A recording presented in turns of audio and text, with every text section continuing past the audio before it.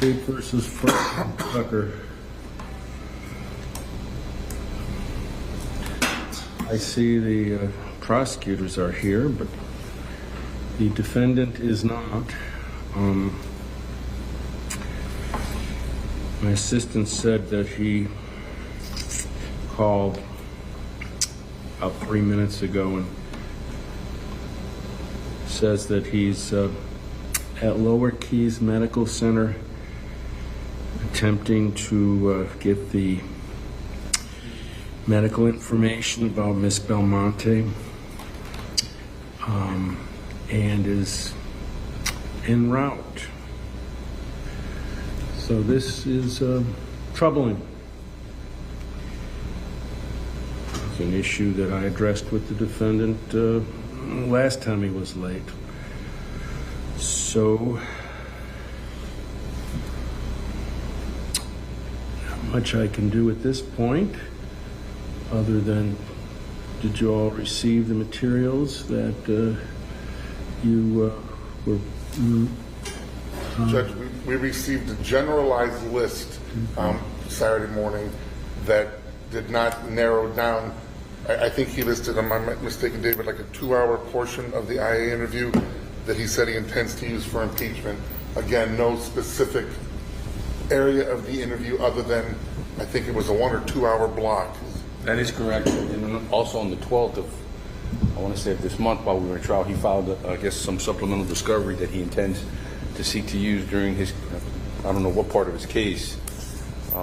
I found out about it yesterday because I just happened to check the clerk's website. So I did file a motion to exclude that based on relevance. So I filed that motion this morning, but I do have a hard copy for the court. okay. Well, we will address these things when Mr. Tucker appears. Very well. Would you, bailiffs, let me know when he arrives? Yes, sir. Thank you.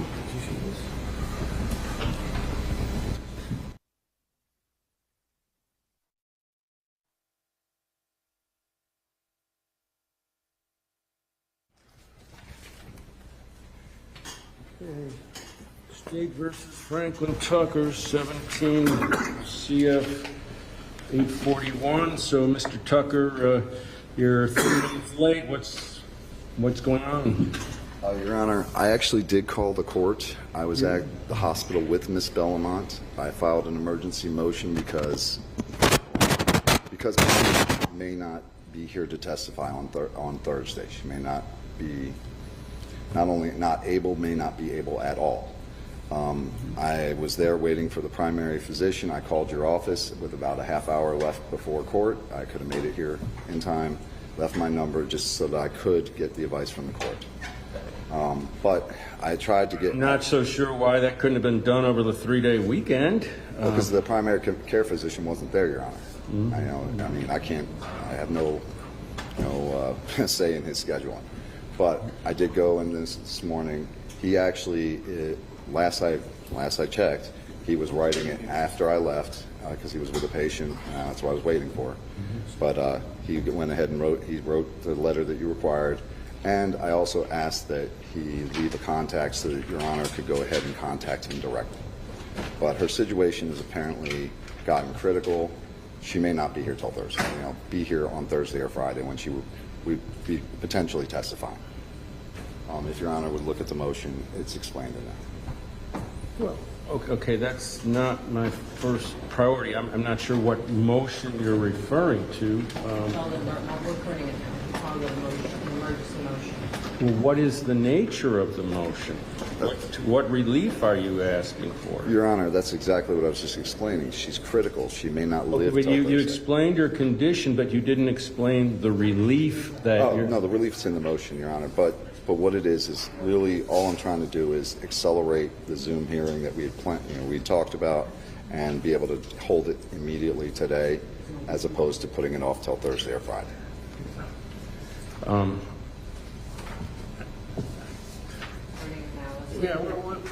not going to address that right now. We'll get to it. Right now I'm going to address what I said I was, and that is the discovery or the impeachment material.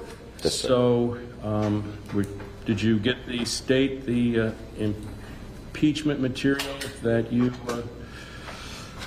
were intending to use in order to provide? Yes, sir. Okay.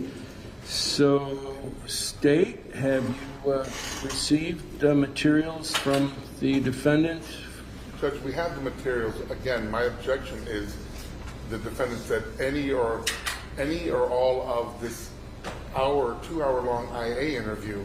And again, I'm asking for what portion, what's the inconsistency he's going to impeach, and what portion of that interview is he going to use to impeach it? Okay. So, Mr. Tucker? Your Honor, it's impossible for me to say exactly everything I'm going to try and impeach when I haven't finished with my questioning yet. There's no way I could tell him that. You know, I mean, and if she doesn't say something inconsistent, then I can't use it. I mean, it's that simple. You know, I can't exactly say all I'm going to use, but I did limit myself, which I don't think I had to, but I limited myself to those things that I gave to the state.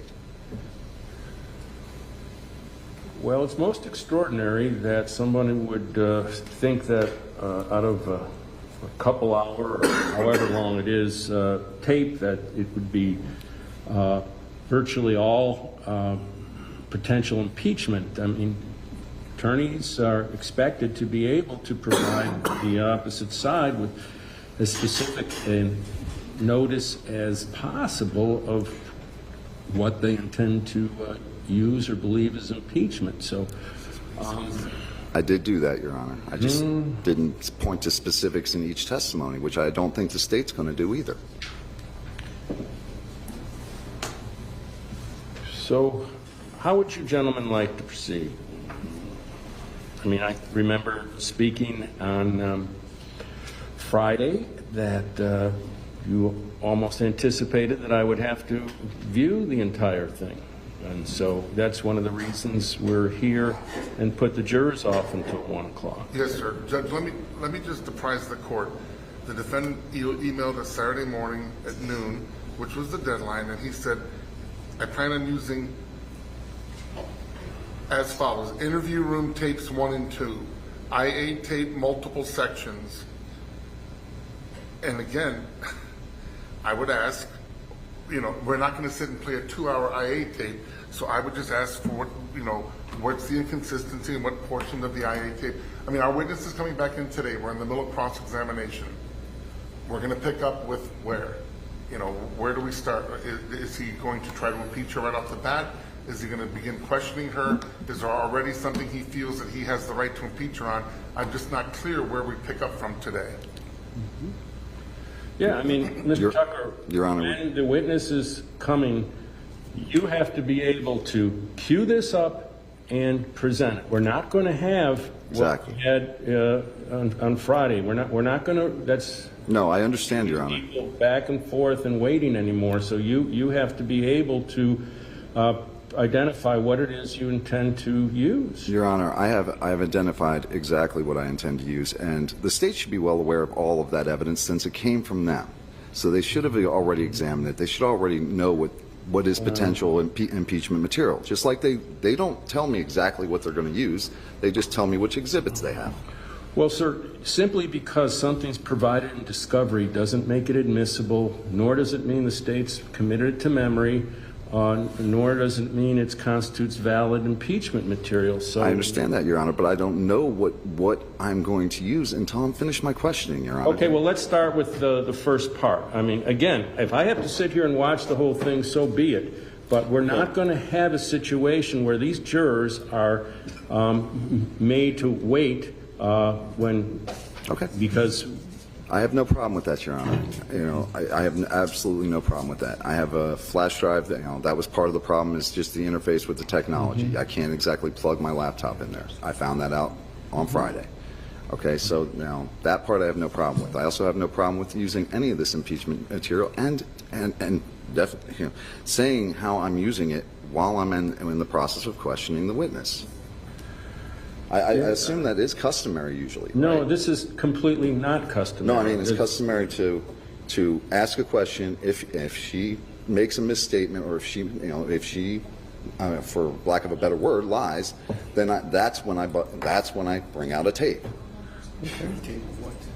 Okay, well, again, But I don't have to do that. again, I got to, what else are we going to do other than to see the thing? And so that's what we're here for. So let's. I mean, if you would like an example, I could give you one. No, I don't want a kind of sort of maybe. I want to see this and make rulings, because otherwise I don't see where we've made 1 inch of progress from Your Friday Honor, afternoon.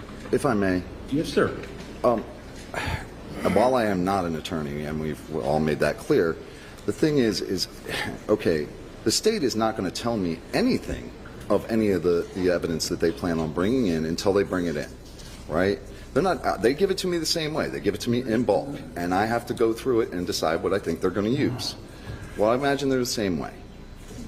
No, sir.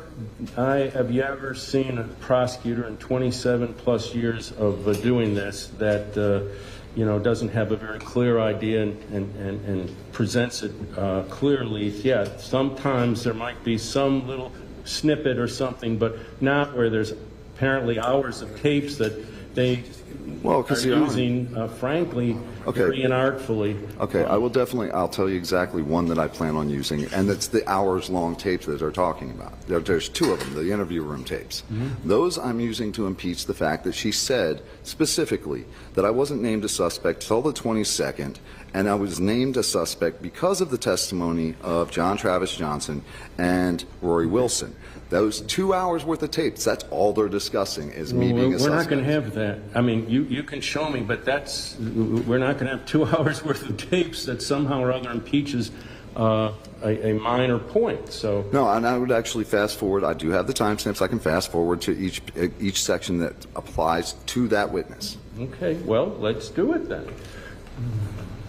Well, Your Honor, if I might, I'm definitely willing to do that. I'd still like to address the other issue. I'm not going to address it. I will address it when I'm ready to address it. No, I was just. This session, Mr. Tucker. You're starting to stray from the basic parameters here. I set this session for this issue, and that's what I'm going to deal with. And if Ms. Belmonte is unable to, we will deal with it. But if she's unable to testify, then we have these deposition to preserve testimony. But one way or the other, I will deal with this once I deal with the issue that I've set. Okay, So I'll tell you what. I'll just play the tapes.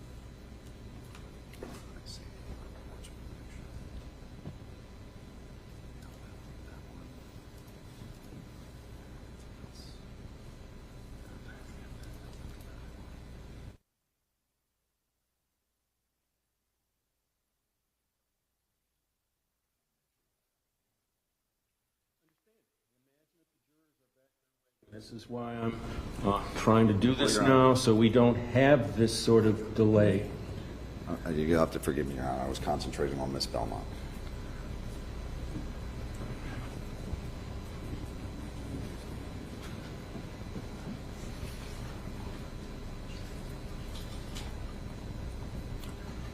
We can definitely do this for now. Yes, it is ours.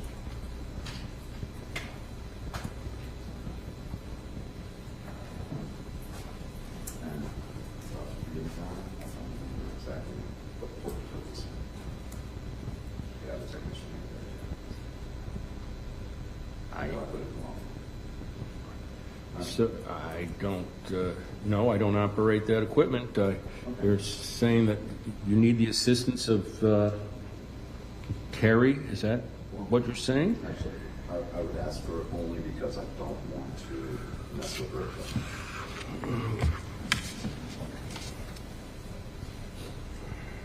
Let's see if he's here.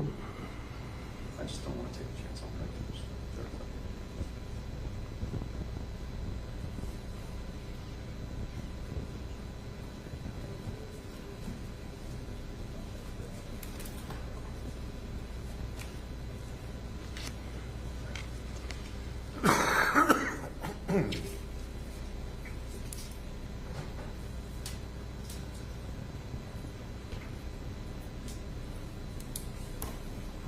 Is she available? Yes, he's out there. Thank you.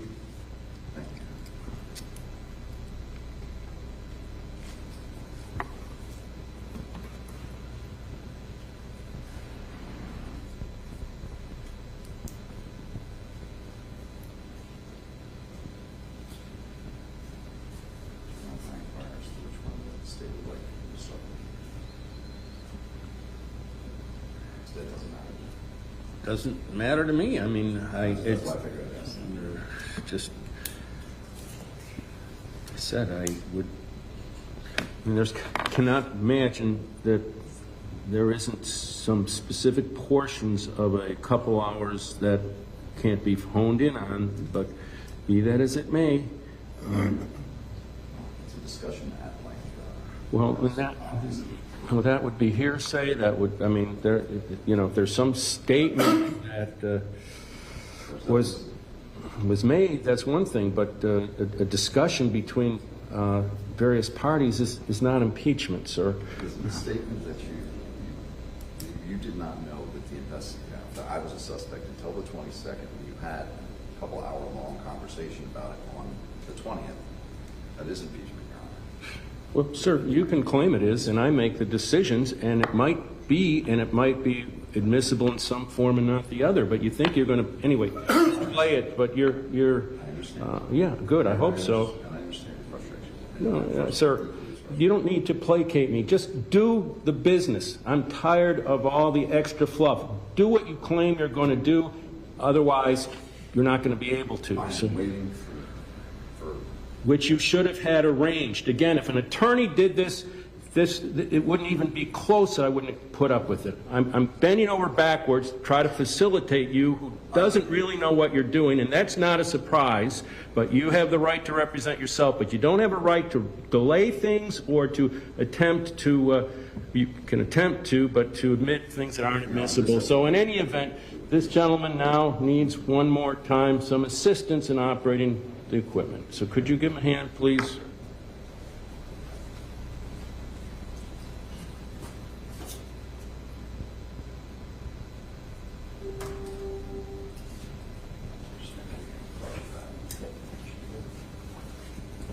Thank you, sir.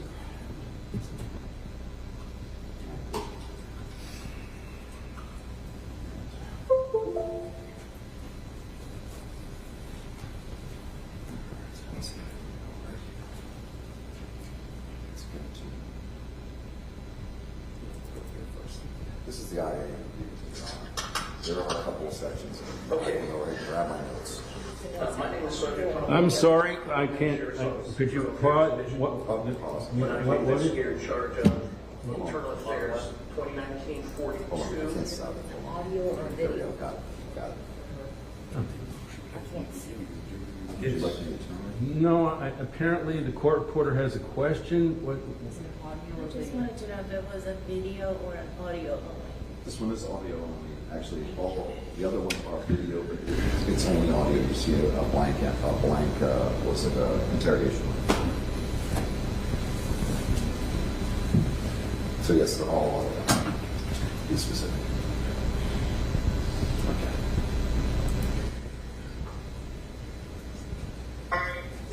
This interview is being conducted at the Monroe County Sheriff's Office. It's the Sheriff's Conference Room, and it's taking place on May 8th, 2020 at approximately 1 p.m. I'm trying to close my email. Just give me 1 second. So just give me more information. Sorry. No problem. Good. Please tell me when you get to the part that you want to use, because all of this would not be. No, I This don't. is in regard to what's commonly known as has become commonly known as the treehouse murder that took place on November 17, 2017. And the investigation in regard to the management handling of the case investigation. All that stuff is completely inadmissible. Esquire, who's a representative for one of the defendants in the case of Franklin Tyrone Tucker. Danielle, for identification purposes, please state your full name and spelling. My name is Danielle, Danielle, Malone, Malone. Okay, and what is your present rank and duty assignment? I'm currently assigned dispatch as a communications officer. Okay, and this interview is being recorded with your full knowledge? Yes. Also present at this time is Inspector Donnie Marios, Monroe County Sheriff's Office, Colonel Franklin. And ma'am, if you could introduce yourself, please. My name is Krista Mena. I'm staff captain. So with the South Florida Police Benevolent Association. Thank you. Okay, Another male that was much skinnier than Detroit that we were looking for. and of course, one call 911, I believe. Yes. Okay. So eventually, Franklin Tucker was identified as a suspect. Yes. How did that come? How did he get on the radar? Well, his name first came up was, I believe, with the Metro PCS name, Okay. just because he was with Rory. And then he was,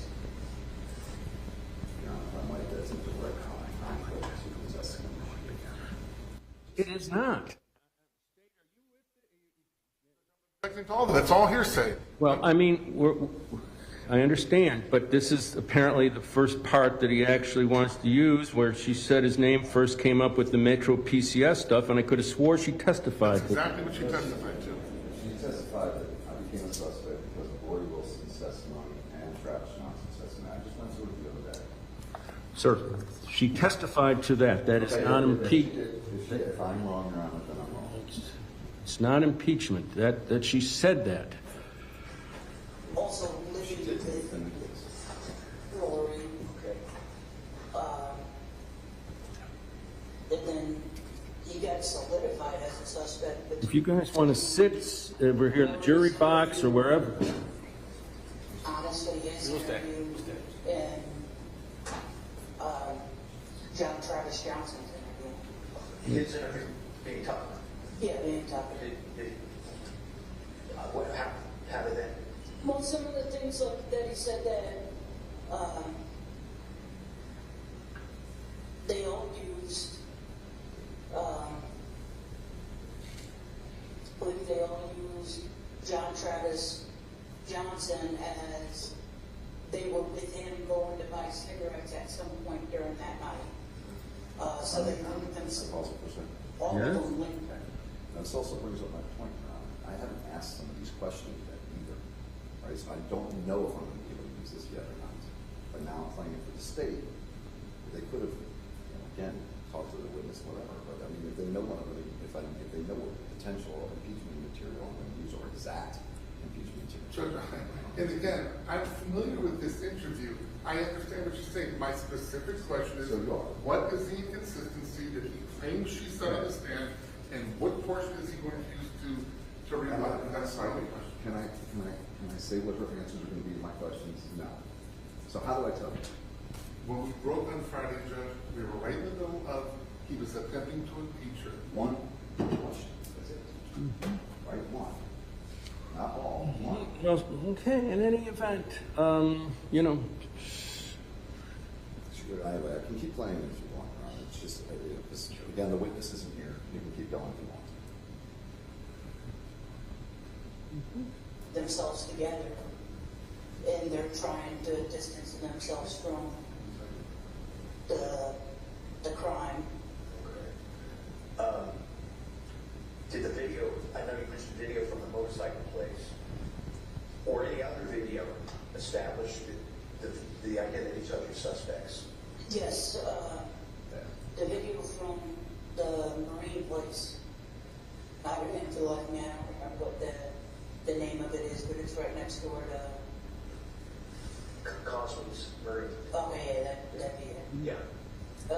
It's right next door to the treehouse. When we finally got access to that, we could see on the video a dark colored truck circle the treehouse. Then there's a break, and then the dark colored truck comes back, parks almost right in front of Cosby's, whatever, the Marine place, and you can see two people walking away from the truck, and based on the way the one subject was walking and everything about him is built because of how big he was, that was going to be Detroit. And then the other one, his body type and everything matched Franklin Tyrone. Okay. so, I'm sorry, we can't speak over one another. I'm asking where's the impeachment, if that's supposed to be impeachment. Everything that he told us. This is now, again, an hour long. Maybe an hour long. Hold on. I can tell you in a second. This is how long tape.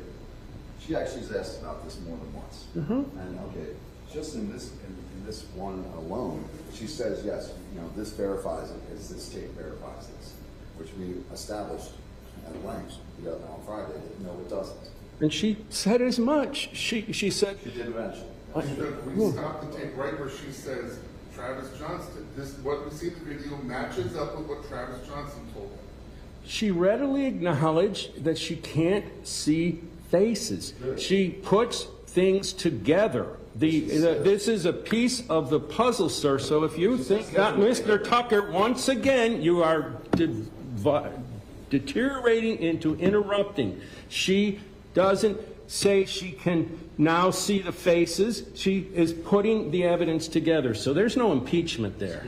Yes, sir. I don't mean to interrupt. Well, you do constantly. I was trying to tell But you we take our turns, and you don't seem to get that. We talk one at a time because it's polite, it's the way to communicate, and it's the way the court reporter can get the information in the record. So in any event. I'm very sorry. Okay, sir. But it doesn't feel like you're listening to me. Oh, I'm listening very much. It doesn't feel like you're listening to me, but be that as it may, that ain't impeachment. No, so far it is not. You're correct, Your Honor. But I also said there is additional in this tape. It's not the only time they bring this up. Well, okay, let's hear it, because trying to avoid the jury being delayed. I understand. Matched up to the video that he was the getaway driver that he took off because he got freaked out. Okay. And all of it matched up. So Okay. Was there any other video? I know there's mention in the reports here somewhere, some video talked about. there's a video of the outside of Tom Thumb. It's not actually Tom Thumb's video. Oh, okay. Tom Thumb, we attempted to get the video. They gave us video as the wrong day, and then we just never could. Every time we tried to get video from him, it just didn't work out. Did say the night of the incident, you know, I know things go crazy. There's no doubt about that. But do you know if any detective, any road patrol deputy did go to Tom Thumb to see if they could roll back their video? Me personally, I don't know if anybody did. Okay. I'm sure they did, but I don't know if anybody did. Okay. Now, there was another video of two subjects walking towards what's called the warehouses where they live. It's at the corner of 3rd and 4th, I believe. Yeah, 4th and 3rd. By Tony's roof, that area. Yeah. That intersection. Did you see any of that video? Yes. Questions? Okay, what did you see on that?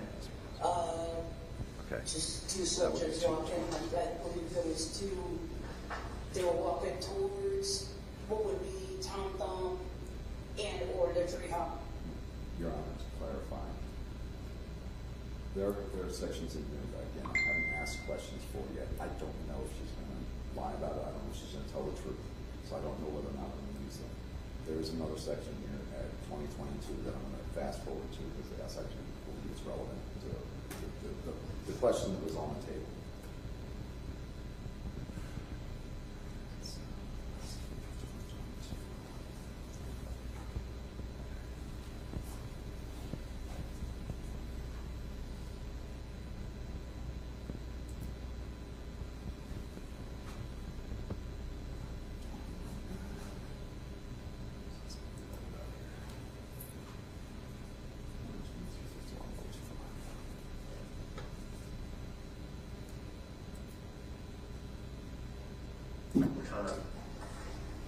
I believe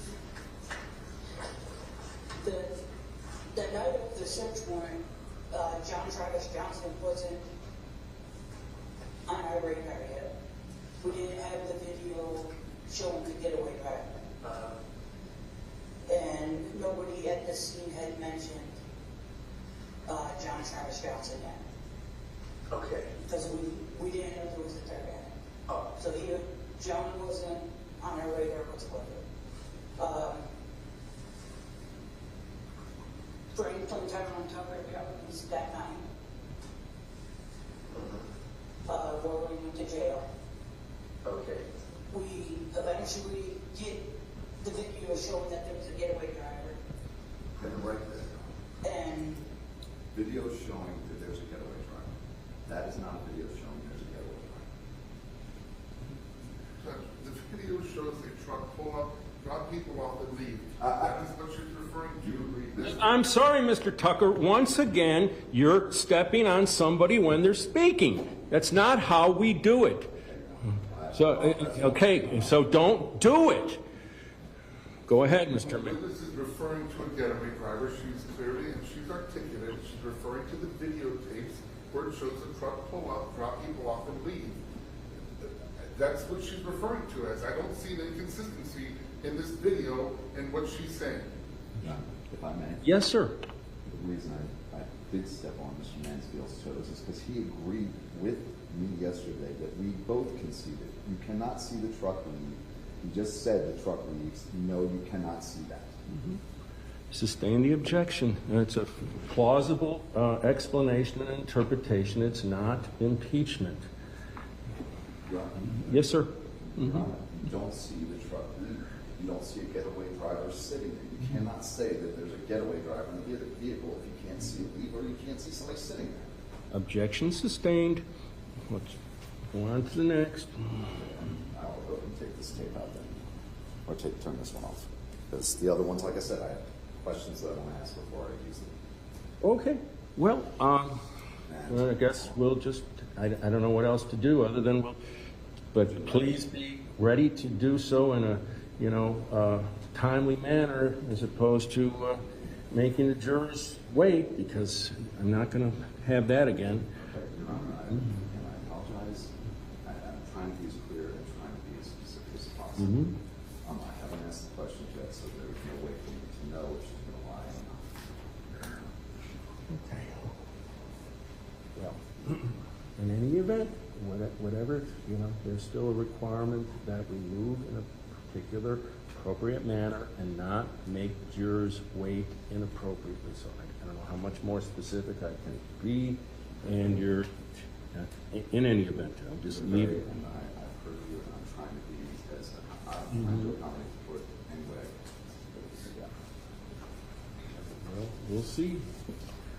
We'll see how it plays out, because so far your notion of what impeachment is a far cry from what it legally is. So in any event, so now we've got this, well, Back to exhibits, and I apologize for it.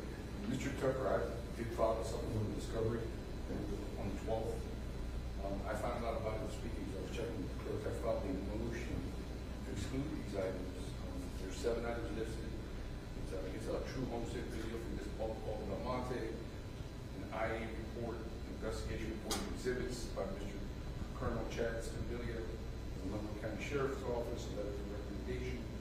Then he goes on to list any and all Lumberton County Sheriff's Office Division of Internal Affairs documentary recordings, any and all Lumberton County Sheriff Division of Internal Affairs documentary recordings mentioned in any deposition, any and all criminal, civil records from civil lawsuits resulting from this case related to any of the witnesses or parties. States the opinion that under the Florida Evidence Code, they are not relevant and should not be heard or brought before the court of magistrate. okay, so let me start again. I think I've got I think I've got it up to you. I'm just trying to set the stage here that the state received supplemental discovery on January 12th, and so you're not even saying it's a discovery violation, you're just saying that it's a inadmissible? I'm saying it's inadmissible, Judge. I mean, I would just, I guess for keeping things simple, I'm not going to claim a discovery violation, but these are all obviously not related to the facts as pertaining to this case. There are collateral matters of a civil nature. States the opinion that under the evidence code, they're not admissible. Okay, so now, defense. Go ahead. I was just asking. Your Honor, I did look at the evidence code, and I didn't know I have looked at this. Can't remember maybe things I made mistakes in their summers. As far as the ones where it is, all discovery materials, all that was left in my previous attorneys. So that was actually, that's been in there the entire time. And then bringing it to the court's attention now that was again from that. And I also would imagine, yes, depending on what happens during the course of this trial, any of that could be brought. But whether or not it's admissible depends on the circumstances. I would correct that. That's what I would imagine. And it's just like again, any of this may or may not be admissible depending on what she says on the stand.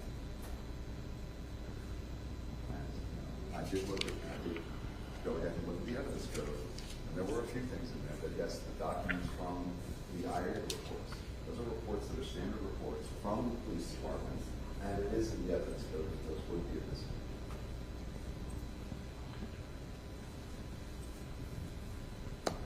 Anything further from the state? Well,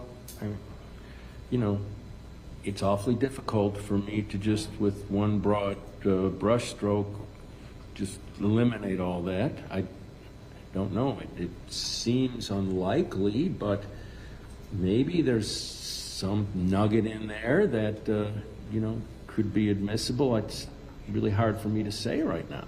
Judge, I think we understand where your court's coming from. Our concern is this. I think we've already established Mr. Tucker's confusion that he's not going to create an hour IA interview and the jury's not going to hear it. This is IA investigator, blah, blah, blah. And I mean, that's an hour of hearsay is what that is.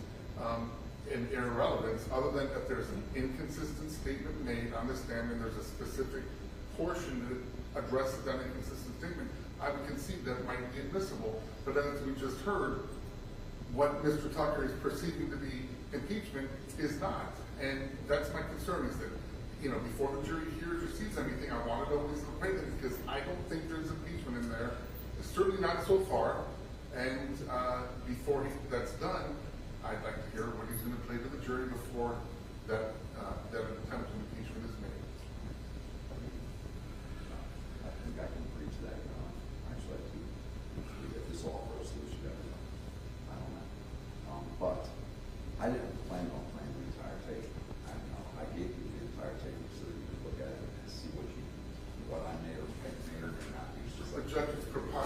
suggest that a truck somehow phantomly drives itself. If a truck pulls up, We don't need, I already made a ruling on that one, okay? All I'm saying is that proper procedure is for the proponent of the evidence to have it honed in to what they believe is admissible in impeachment, and to not just keep a jury waiting for an inordinate amount of time while we do something that we should have done before. As far as these materials that were listed as supplemental materials, again, I'm not going to just make a blanket ruling, but to the extent that if there is something that Mr. Tucker believes is admissible before it's offered, we should alert the state and the court, and we'll have to have a hearing outside the presence of the jury to determine whether it is admissible. So that's the court's ruling as to that. Okay, so now have you seen the defendant's motion about emergency motion for immediate appearance? Had you seen that? yes, we brought that one up. Okay, so did you want to be heard on that? Yes, sir. Go ahead. As I told you, and I gave my solutions in the motion, but Paula has taken a turn for the worse. It's not expected that she could make it as long as to get to the defense side of things. I did consult with my advisors. They said that it's not uncommon for a witness to go out of order, but that I should alert the court of the circumstances. And yes, Your Honor, I was attempting to get the primary care physician's recommendation for you and his contact information to verify yourself. Okay, so you haven't come up with anything in writing then? I do have a handwritten note by Ms. Belmont as to her wishes. The primary care physician, that's why I was late this morning, and I told you that I contacted the court to let them know. But yes, the primary care physician, as far as I know at this point, was writing the letter when I was on my way over here. All right, so if I understand correctly, that even though we don't have the information documented that she is, to quote the motion, her health is at a critical point, and she, again, to quote the motion, could be eminently fatal.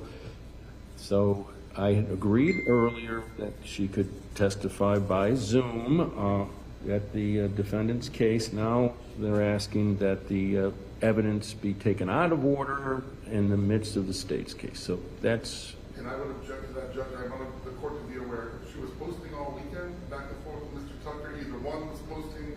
There were pictures of them together. She was complimenting him, what a great job he's doing. She was laughing at the fact that I raised an issue about him staring at us during the presentation.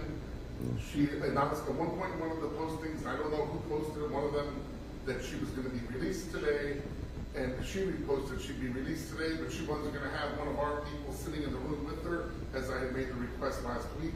So she seemed to be posting fine all weekend long, and then this morning we're told that she's on her, her dying breath. So until Your Honor is able to get more information, I would object it. I mean, we're in the middle of a witness right now. The state hasn't even rested its case yet.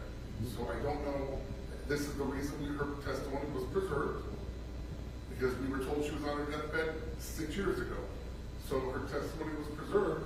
I can't envision why we would somehow rush this testimony in the middle of our case and let the defense present a witness in the middle of the state's case and somehow tell the jury that's not part of the state's case, table that information for the defense case. I just think it would be highly improper and extremely confusing to this jury. All right, defense? Your Honor, first off, I am not aware of most of the postings that they're talking about because I haven't been paying attention to my Facebook. Yes, I did post a picture of Paula and I last night when I was in the hospital with her. And yes, they did inform me that in fact she alerted me in the morning to to her condition. I went to the hospital, the nurse was there. They verified that yes, her condition is in that state, but I could not, I'm not a doctor. I wanted to know from her doctor for Your Honor, right? Because I knew that was going to be something you would want to see. And yes, I was there this morning. He wasn't there yesterday. I was there this morning trying to get that, and he is now apparently offered that. Now the state may be mad about her posting whatever, but that doesn't tell you her health. It doesn't tell you that whether or not she's going to. I'm not worried about her posts. I'm not. I mean, in terms of this issue, if it's some other issue, I mean, I'm not worried about the post as far as that's concerned. If I may finish. Yes, sir. Again, I know we have to preserve testimony, so do they. Now, again, I looked at Marcy's law, and yes, she has the right to testify at any hearing. The victim's rights are clear. And all it says is that we have to make, every accommodation, or reasonable accommodation is what it says. Right? Now, reasonable accommodation, I think it ought to be more than reasonable here. Right? If she is that ill, and if the doctor says that, then why can't? Anything further? I'm hearing about Marcy's law now. I mean, it's kind of interesting because in 99% of the cases, the defendant would be not desirous of the witness, the alleged victim, being accommodated, quote unquote. In this case, is different, which is fine, but that's been brought up. Judge, first of all, I'm not mad at anything. I want to clear that up. I'm just bringing to the court's attention information I have. I have a job to do, and I'm doing it. So I'm not mad about anything. She's not a state witness. She's not a good state witness. She's on our witness list. What she's going to testify to, we're already aware of it. It's in her preserved transcripts as well. But I don't think anything has been brought forward that would require this court to make those drastic accommodations at this point. Anything else from the defense? We've already admitted that it hasn't been brought forward yet, Your Honor, and yes, it is in the process. All right. So here's what. I indicated that I would allow her to testify by Zoom from the hospital. I used my discretion. I could have said at that point no, but I felt that that was the fair, best thing to do. But at this particular point in time, I'm not going to force the state to, have a witness, adverse witness, called out of order when we have a deposition to preserve. My discretion at that particular point would be to say if she's unable to testify by Zoom, then she can be heard when it's the defense's turn with the deposition to preserve. That's why it was done. I'm not going to force the state to have a witness taken out of order. Would you allow me to ask one? Yes? Yeah. If, again, this is a myth, but if the primary care physician confirms what the defense is telling, Yes. And she is still wanting to testify, as is her right. Again, I mean, yes, we have, and to make it clear, in that motion, when we proposed her for that, we did the motion to graduate. It was on the condition that she would be unavailable, right? Unavailability, I looked up in the law too. Unavailability means we have made every reasonable accommodation, and she cannot be here. Yes, sir. I'm just asking, would Your Honor change his opinion if he has the doctor's note in his hand? No. I don't believe that the state should be compelled to allow or to have a witness taken out of order when there's another way that witness is able to testify during the defense's case when they want to call her by the deposition. So at that point in time, my discretion is that the utilization of the deposition to preserve. Yes, sir.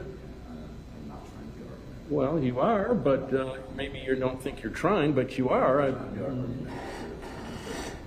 As the defense, the prosecution is well aware, and they argue themselves. There's a big difference between somebody giving live testimony and the video deposition. And I do think it's highly prejudicial to this case. It's highly prejudicial to the defendant. It is highly prejudicial to our case.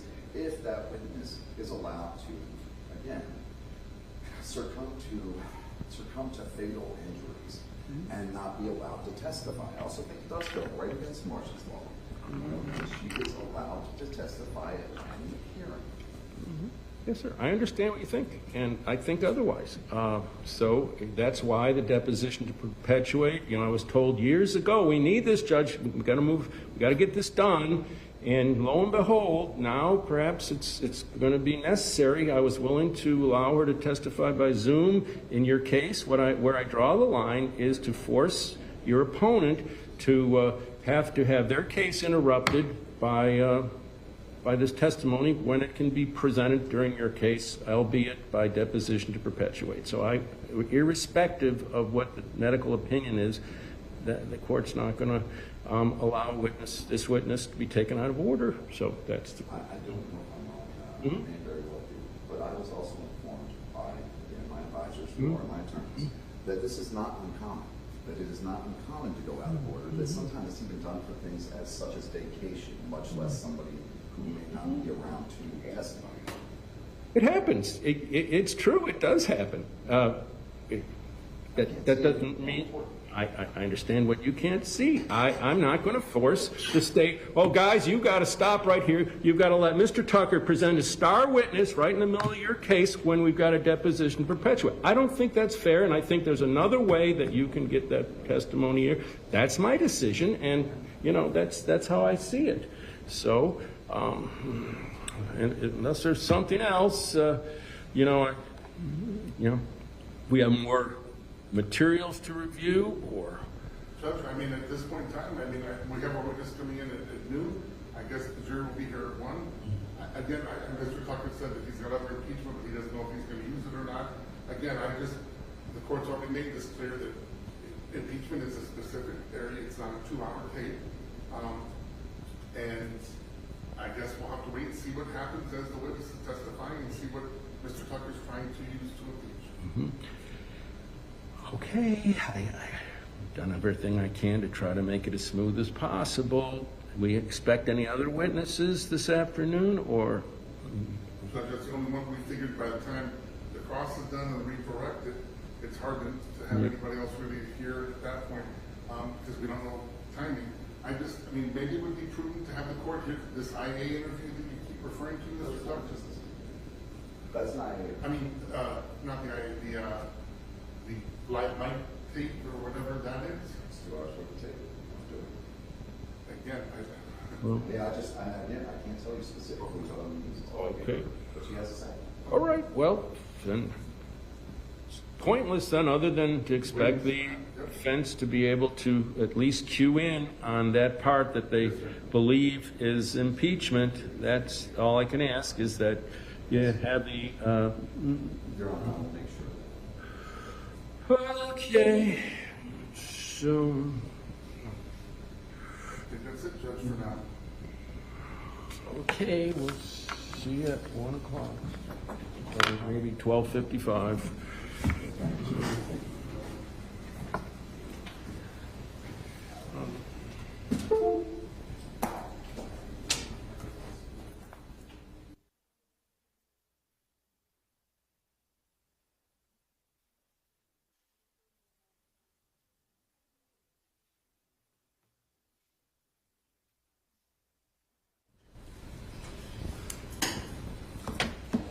Hey, good afternoon.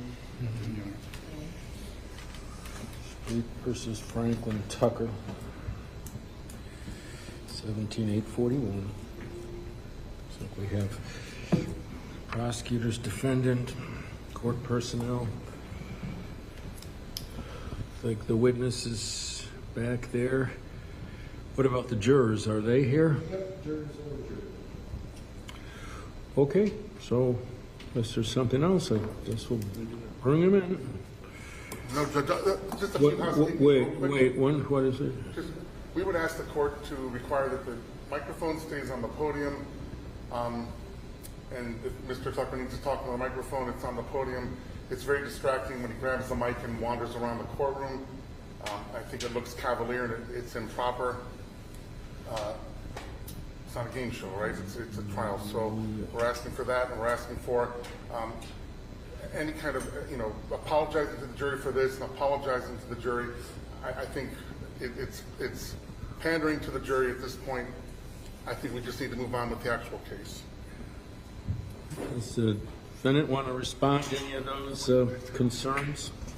Yes, sir, Your Honor. And I understand the prosecution's frustration if I do approach the table where I approach the prosecutors, and I shouldn't have the microphone in my hand. I noticed I did that. I ran back later. I did do that at one point. I shouldn't be doing that. That is correct. But you yourself, Your Honor, told me to grab the microphone when I was up at the screen, and I would suggest that I'd still be allowed to do that. That way, the jury can still hear me when I'm up at the screen. As far as the apologies, I just happen to be a polite person. I try to be, and if you would like me to curb my apologies, I can try to do that as well. All right, thank you. I believe that the reason that Mr. Tucker was invited to use the handheld was because he's soft-spoken.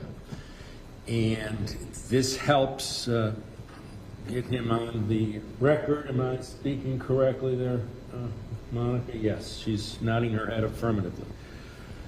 So I believe that I'm not going to order him not to use the handheld.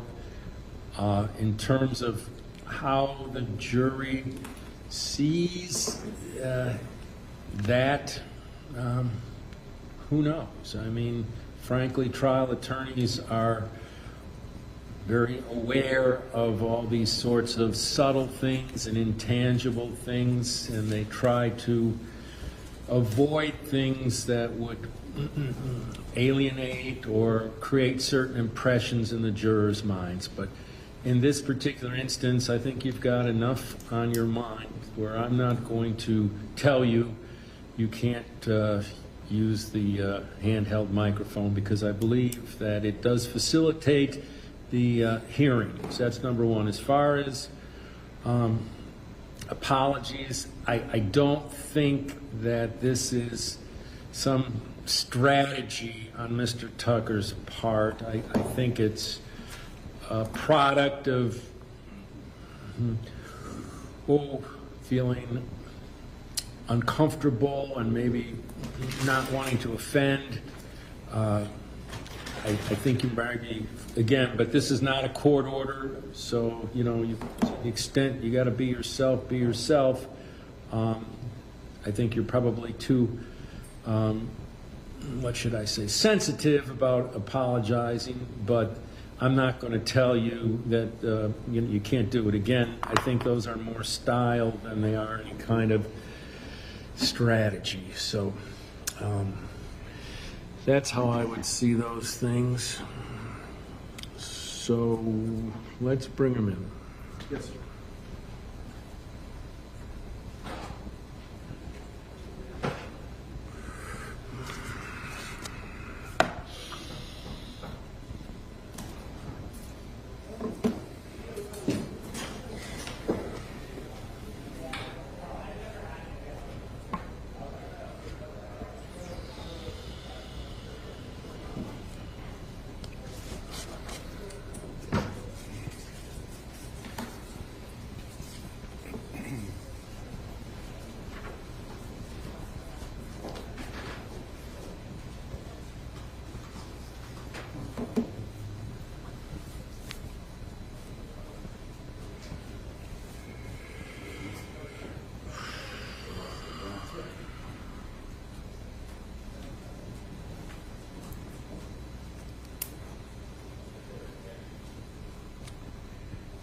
You all can be seated if you care to.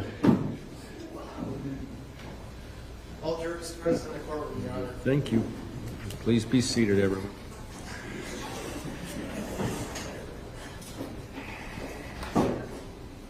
And good afternoon, folks. I guess you all got the phone message after I told you to be here at 9:15 on Tuesday morning. Then something came up, and it seemed like that would be a situation where if you showed up at 9:15 this morning, you've been in a wait mode again. So I made a decision that it would be preferable just to try to get you a phone message and reset things at 1 o'clock. So thank you very much for your flexibility with that. Again, I try my best to be mindful of your time, try my best to assess how things are going and deal with the situation as the case goes. As I mentioned before, logistics and unexpected things occur in virtually every case. So we're big picture, we're on schedule. I talked about last Monday when we had our first qualifications, the time period we had. So big picture, we're still on schedule, and thank you very much for being flexible. We all really appreciate it. But we're back here on the record in State versus Franklin Tucker, 17-841. Where we left off was the continued testimony of Danielle Malone. She's here, so if you'd please come forward, ma'am. Step right up to the witness stand. You can have a seat.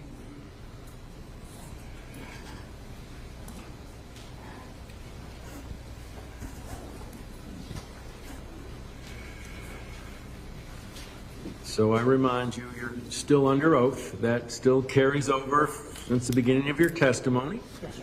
And we're still in the midst of the defendant's cross-examination, so Mr. Tucker can proceed.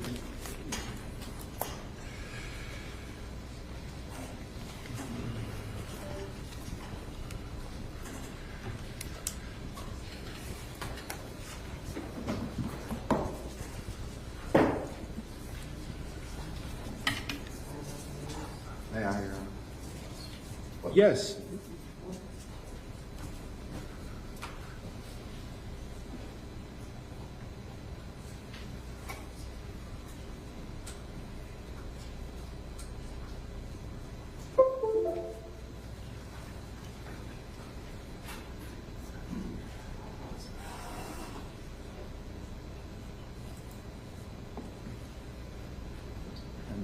Your Honor, do you mind if I move the podium a little bit closer to the witness? No, it's okay. Thank you.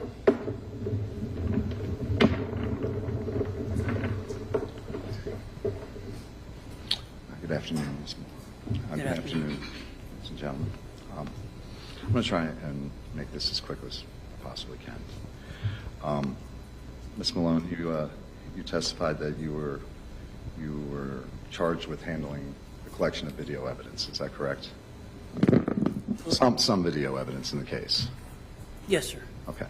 And then you were put in charge of collecting that, right? From different places. I was asked, yes, sir. Okay.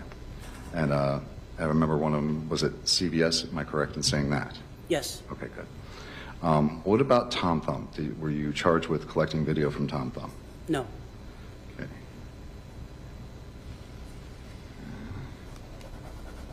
And do you know if there was video ever collected from Tom Thumb? I picked up a CD from Tom Thumb that was requested by another deputy or detective. I may be confused here. You just said you weren't in charge of collecting video from Tom Thumb, and then you collected a CD from Tom Thumb? Yes, the detective that was supposed to retrieve the video wasn't ready on time. They asked me to pick up what they had requested. Okay, so you were put in charge of collecting a video from Tom Thumb. I was asked to pick it up. I wasn't in charge of it. Okay, maybe it might be semantics. It may be just the way I'm asking you. I'm sorry. Okay, so you did pick up a CD from Tom Thumb. Did you ever view the CD that you got from Tom Thumb? No. Okay. And is that the only ones that you did, CBS and Tom Thumb? I believe so, yes. Okay. All right. And You never reviewed Tom. How about the CBS? Did you ever review the CBS video, the videotapes from CBS? Yes. Okay. And was there anything of evidentiary value on those CDs? No. And let's see. Okay. And did you? Yeah, I know we talked about some of your tasks that you had in the days after the crime. Were you ever tasked with photoshopping a lineup picture of me? I was tasked with preparing a photo lineup, yes. Okay, and what would that preparation entail? Going through all the mugshots that we had in the MCSO database and finding 6 pictures of subjects that have the same characteristics, same race, male, female, we try to get like the same type of shirt, same background, same size picture of their face, so no one photo stands out from another photo. But it was you never altered any of the photos at all? I did not. Okay. Do you know if any of them were? Yes. Okay. And was that a yes, or a yes, they were altered? Yes, somebody photoshopped them. Okay, just check. Okay, so do you know if those photos were ever used for a lineup? I believe so, but I had no part in that photo lineup. You had no part in that one. Okay, that makes sense. Okay, thank you. And let's see, we got that. As far as your other collection of evidence, I think we went over that. You were only there for the knife. Is that correct? You were there for the collection of the knife. I was not there for the collection of the knife. That's where I must have misheard. Were you there for the collection of any other evidence in this case? I mean, I didn't take part of any real collection of evidence that was used in this case. I was there, like, on the scene the night that crime scene processed. I was there the day that the mask was found in the boat, but I personally didn't take any part in collecting that evidence. Okay, none of that evidence. What about Paula's backpack? Yes. Okay, yes, you were there, or yes, you collected it? Yes, I collected it. Okay. And approximately, I don't expect, I know it's been a long time, approximately how long was that after the crime? I believe it was December 7th. And where was that evidence collected from? It was in Big Pine. Okay, and was there any explanation as to how it got to Big Pine? It was at a house that John Travis Johnson, the getaway driver, was working at after. It was a house John Travis Johnson was working at? Yes. Okay. And did John Travis Johnson ever explain how that got there? I don't know. I'm sure he did, but I wasn't part of that interview. Okay. Just asking. Okay. And how did that come to be found? How did they find her backpack there? The homeowner went to go change the air filter in her air conditioner, and in the air conditioner closet, she saw the backpack in the back of that closet underneath the air handler. Okay, just to be clear, was it in the air vent, or was it in the closet, or was it in the back? Or, I mean, where was it actually located? So she had central air, so she had the big AC air handler that had its own, like, utility closet. It was raised up a little bit on, like, legs, so it wasn't sitting flush with the floor, and it was underneath that, and that, not really a closet, it's like the air handler storage space. So it wasn't out in the open, though? No, it was up behind a closed door. Okay, and up underneath because again, I'm trying to picture this, but up underneath the vent? Not really a vent, but underneath the air handler, like the actual AC Oh, the unit. AC unit itself? Yes. Okay. All right, so it was up underneath the AC? Yes. Okay. And you said it was found by the homeowner? Yes. Okay. And how did they know it was Paula's backpack? I believe they opened it. Okay. And, you know, from, I guess I'm still trying to picture here. They opened it. How did that make it Paula's backpack when they opened it? If I recall correctly, Paula's EBT card was inside the backpack Okay, so with her name on it. Paula's EBT card. Yes. And that was all taken into evidence. It was taken into property, yes. Okay, and so you took it from Big Pine back to headquarters? I don't believe so. I don't believe that's where I took it. Okay, and where did you take it?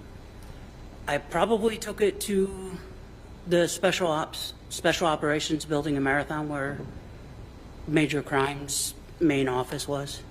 Okay, that's the Major Crimes main office? Okay. Yes. And was it then put into some kind of lockup or security area? Yes, sir. Okay. And immediately afterwards, or was that longer? It was secured in my possession the entire time.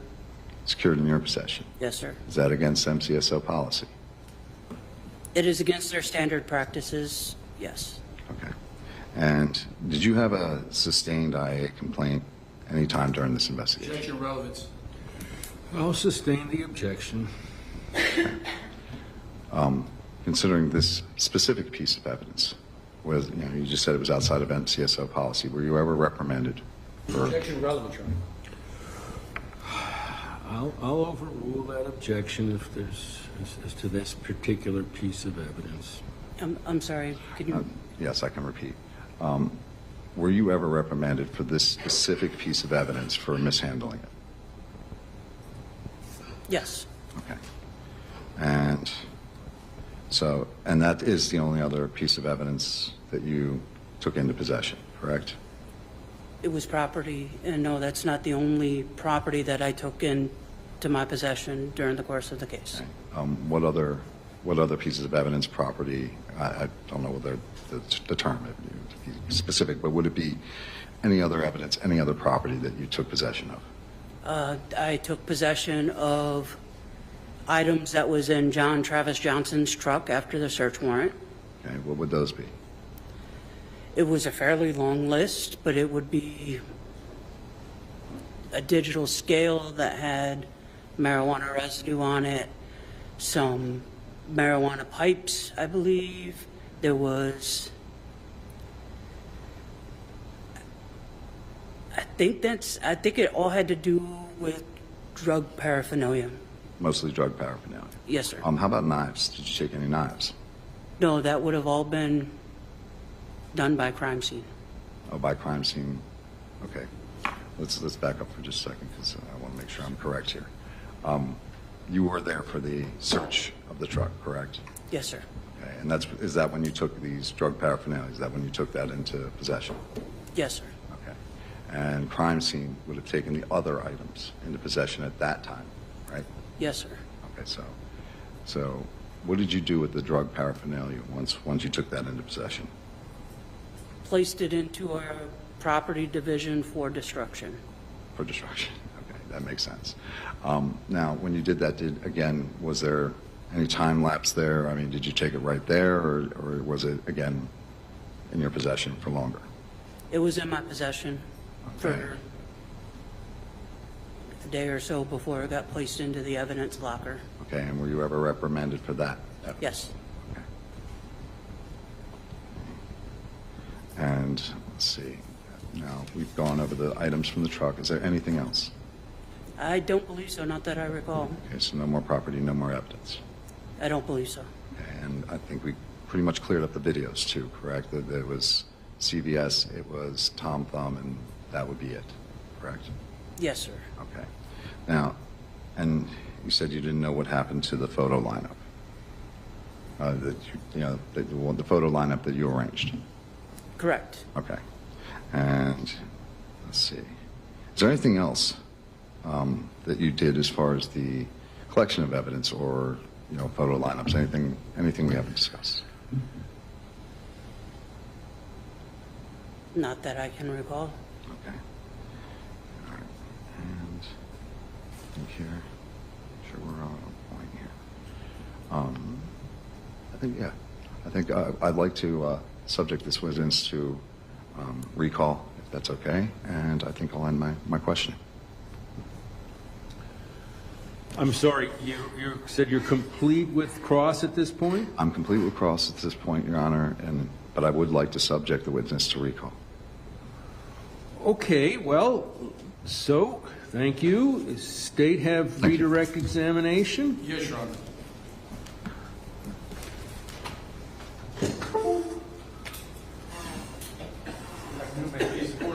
Yes. Good afternoon.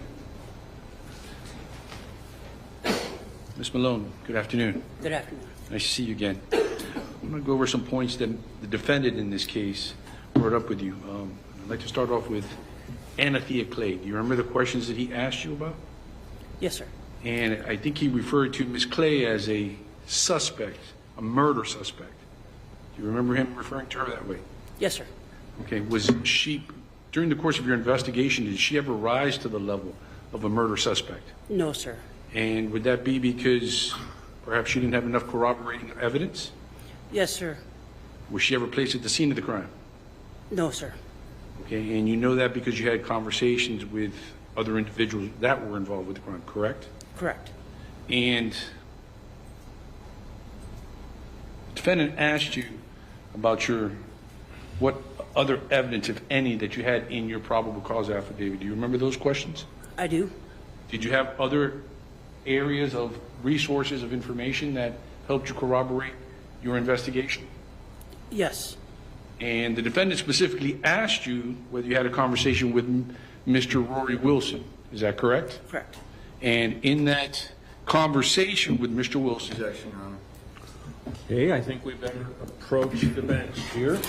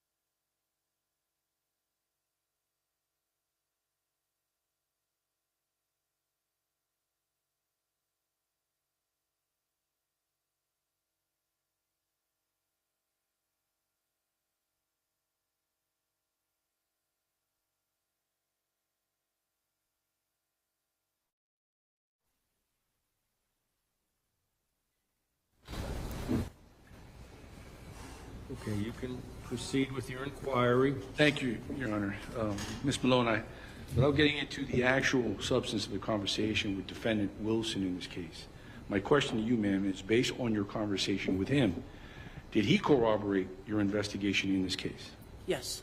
Okay. Same set of questions. Did you eventually or partake in a conversation or a debriefing with Defendant Travis Johnson in this case? Yes. And without getting into the specific details of that conversation, did he corroborate your investigation in this case? Absolutely. Okay. Did you have anybody else that you spoke to in this case? I spoke with Miss Paula Belmonte. Okay. And when did you speak to her? At the hospital the day of the murder. Okay. And based on your conversation with her, did she corroborate your investigation? Absolutely, yes, sir.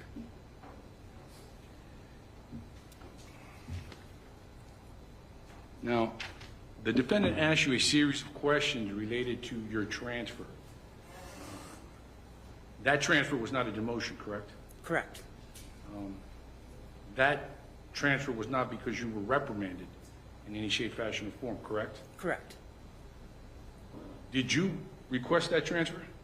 I did not request the leaving of major crimes, but I did request the leaving of law enforcement. Okay, and can you explain for the jury why you did that? Well, during that time, there was a lot of things that were going on, not just at work, but in my personal life as well. My husband of a lot of years had, in July of 2019, had surgery on his neck, and it was the third surgery that he has had on his neck.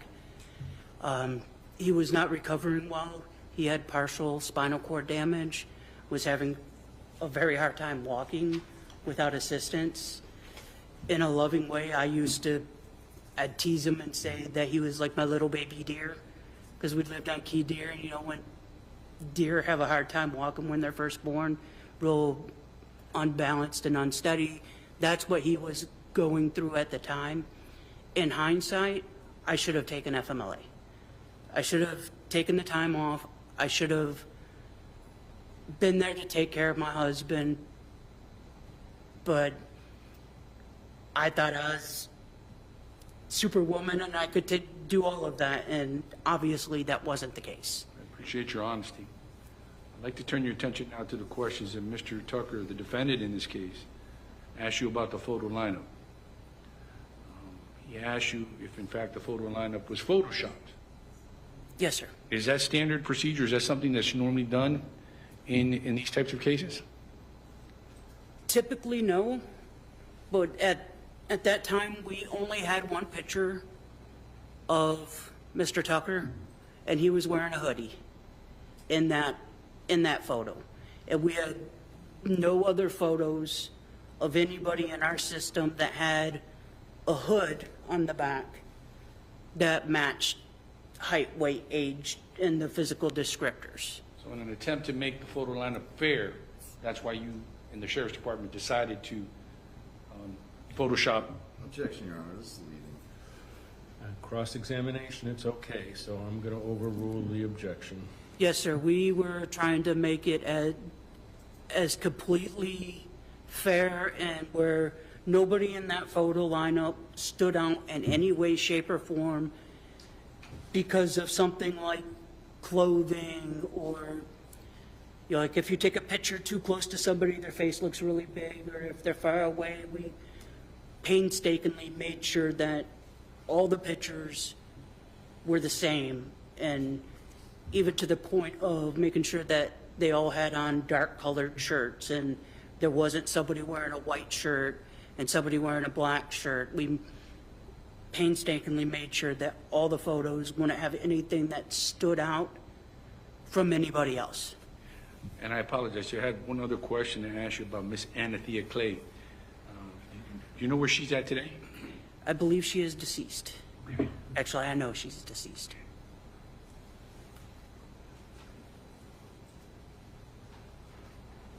Now, the defendant in this case asked you if you were reprimanded for the mishandling of some evidence in this case. Do you remember those questions? Yes, sir. Is it your testimony here today that you altered or concealed or destroyed any of that evidence? No.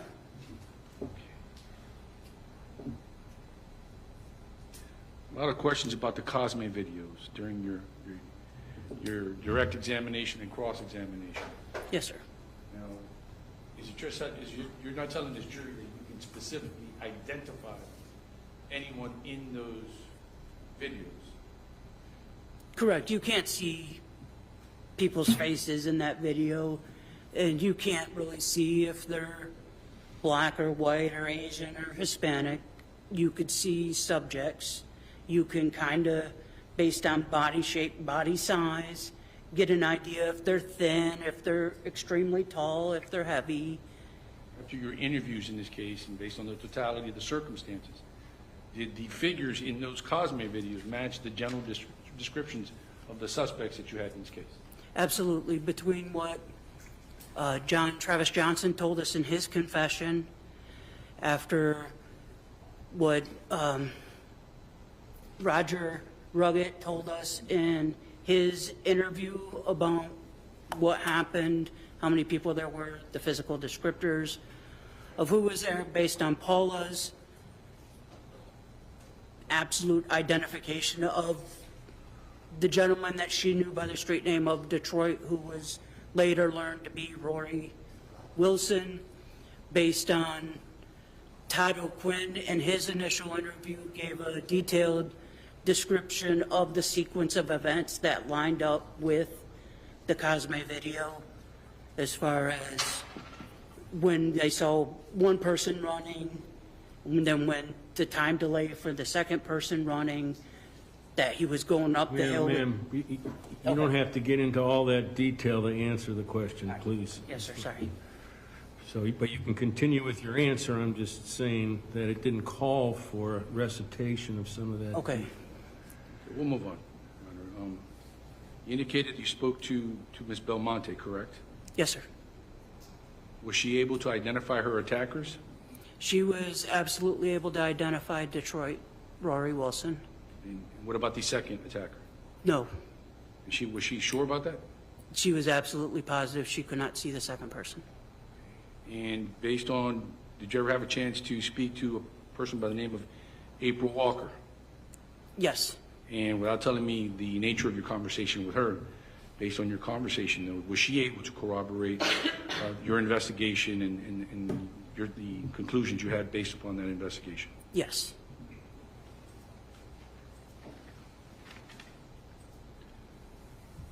Judge, may I have a moment? Yes?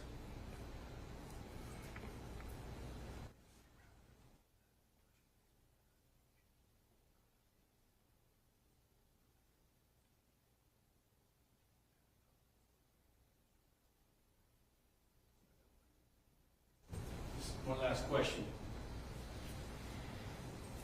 Ms. Malone, based on your investigation in this case, based upon the conversations you had with other individuals that were involved in this case, did you come to a conclusion that you had enough evidence to charge this defendant with robbery and murder? Yes, sir. Thank you. I have no further questions. Okay, we're going to ask if we can approach the bench here, please.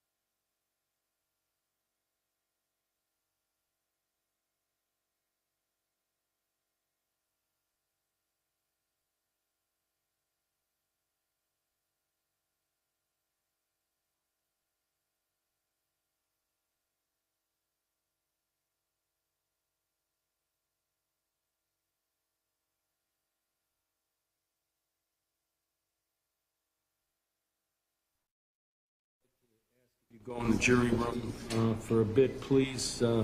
Appreciate your cooperation and patience.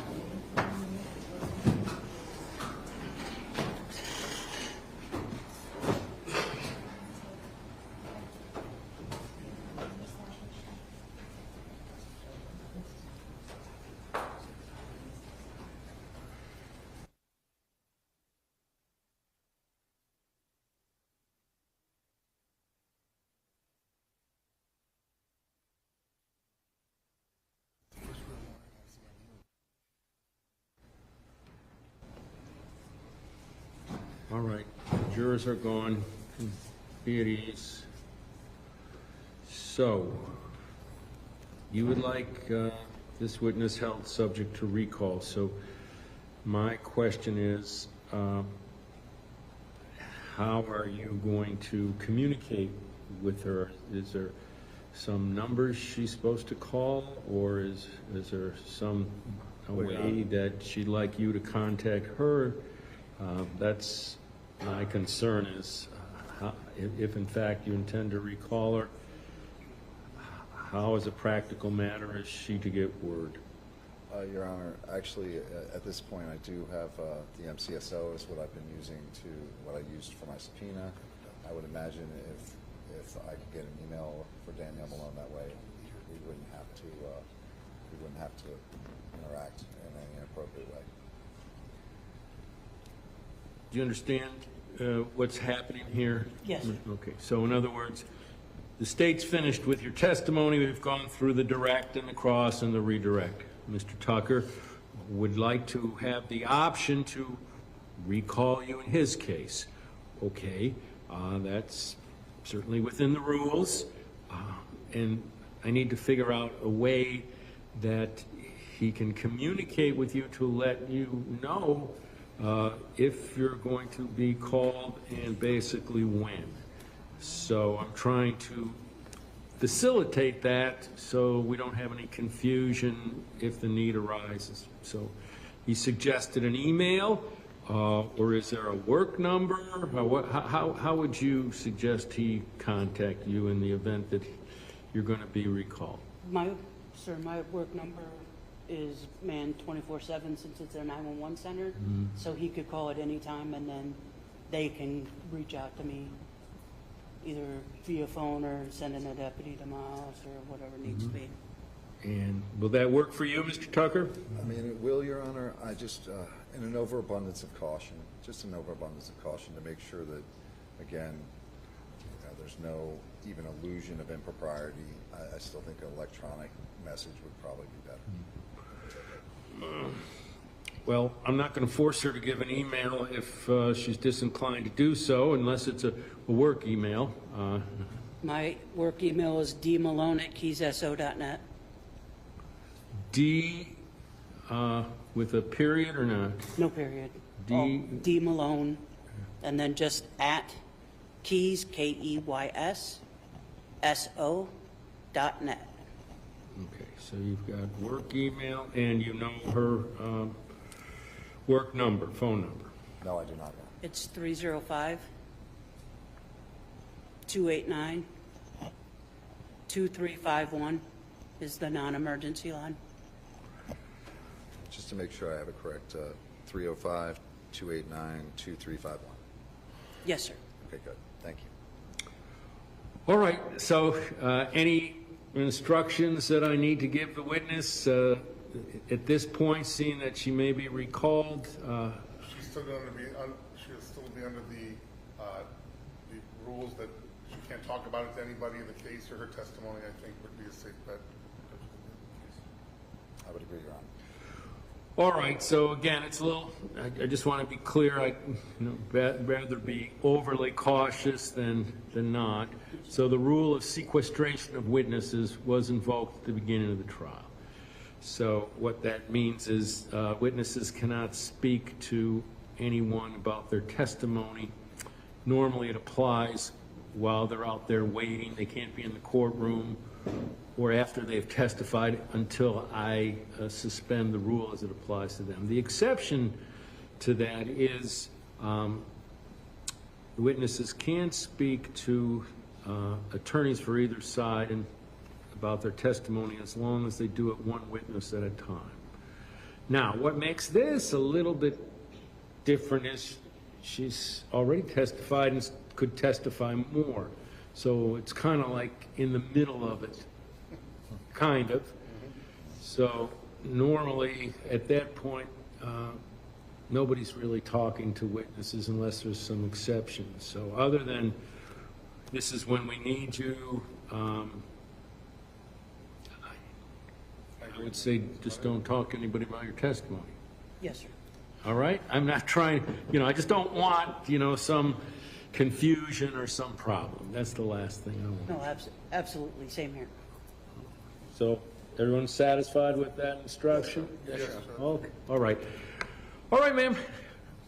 I do have, how long of a heads up would I be given? Uh, Half hour, an hour, half a day? Do we Well, know? I guess that's up to Mr. Tucker, but I would hope that you'd have a day notice. I'm not saying it's required, but that's normally the case as attorneys plan their case. They have an idea of who they're going to call, about how long it's going to last, and so they're able normally to give a witness a day notice. Now, Your Honor, I will go ahead and strive, and I will make sure that I give her a day's notice at least. okay. So, anything else? No, sir, I think that's it. Thank Take care.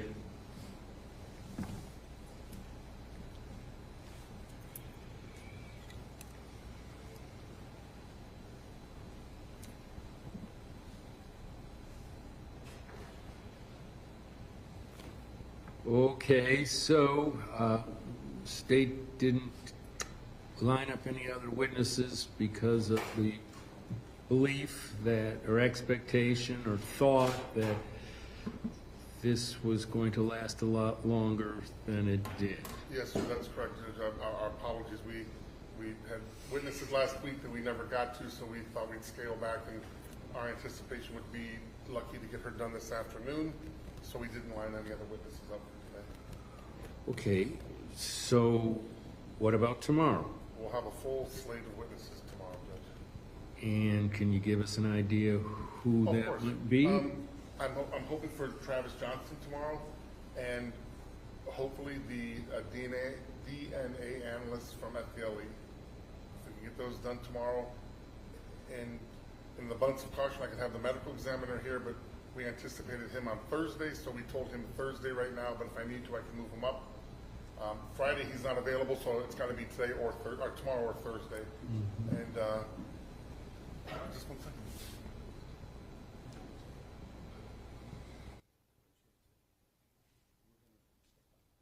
Wait, I think those are the last 3 witnesses we anticipate calling, Judge. So, as it stands right now, you'd be resting after. Medical examiner on Thursday, I think, is realistic. So then, Mr. Tucker, presumably, if you have witnesses you're going to call, you can kind of start to plan for Friday. If there's going to be some impeachment efforts as to Mr. Johnson in particular, to the extent that we can have those materials available and pinpointed, that would be helpful. So, presumably somewhere along the line, state's working on jury instructions. We have them, Judge. I think we just have to tweak them a little bit. And Tweak them. I already have a general copy, just, but I'll bring a preliminary copy tomorrow. I'm just thinking ahead, and of course, providing the defendant with just what your proposals are at this point, realizing that we don't know for sure until we get to that point. But anything you'd like to talk about regarding scheduling before I bring in the jurors? And No, I think we pretty much addressed it, Your Honor. If the state believes that they're going to be concluded with their case on Thursday, and I think at worst it probably goes to Friday, right? Depending on my impeachment materials or my cross-examination. I see. We either start on Friday with the defense or we start on Monday. I would certainly count on Friday. I just can't imagine that the 3 witnesses that Mr. Mansfield's identified are going to take more than 2 full days. I just can't imagine it. 2.5, because we have half a day Thursday, so we should. Oh, I don't think we're going to. well, that would be 1.5 then. Oh yeah, I'm sorry. You're right. 1.5. Well, okay, that's a good point. So we might. I still anticipate finishing our case this week. All right. Well, I'm sure you'll keep them apprised, but to me, if you finish the medical examiner, the lab analyst and Mr. Johnson, half day each, and then a half day for the medical examiner, that doesn't seem like it's a short amount of time. That seems like it. That's a lot of time. Half a day for a medical examiner shouldn't take that. I don't think it'll take that long. Yeah.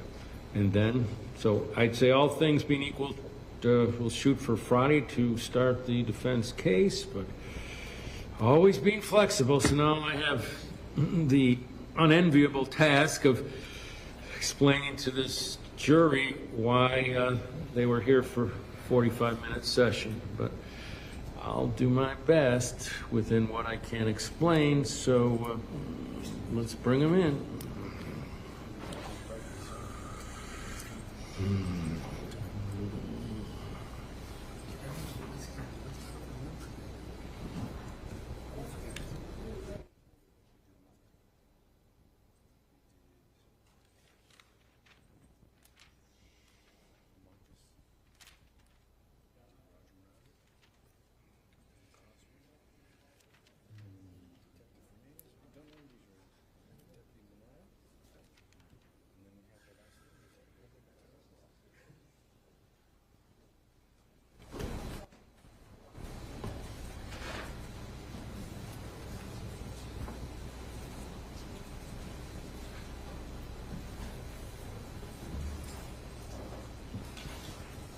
All jurors present in the courtroom, Your Honor.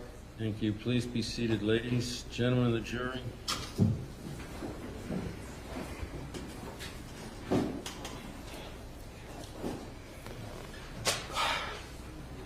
Well, I have some news. Whether it's good news or bad news, that's depends upon how you want to look at it. The news is that we don't have anything more to present to you this afternoon. It's good because you get to go home. You know, this is bad because we didn't make use of much of the time today. So, however you want to look at it, I apologize. It's not the way I would prefer a trial proceed. But again, without getting into all the details, it's the reality of the situation. There's just no other witnesses available this afternoon. We can only plan so specifically, and then there's factors that are beyond anyone's control. So I apologize. I certainly don't take your time for granted. As I said, to the extent that you're freed up until 9 tomorrow, I guess that's good. To the extent that I would prefer to make use of the next 3 hours, it's not. Big picture, I did say from the very beginning this could take up to 4 weeks. That was one of the reasons I had a liberal time estimate, because I tried to factor into that assessment these variables. So always trying to stay focused on the big picture in that schedule. We're fine with that. I'm sorry for any inconvenience today, but I expect tomorrow to be a full day starting at 9 o'clock. So please adhere to the court's cautionary instructions. Have a good evening, and we'll see you tomorrow.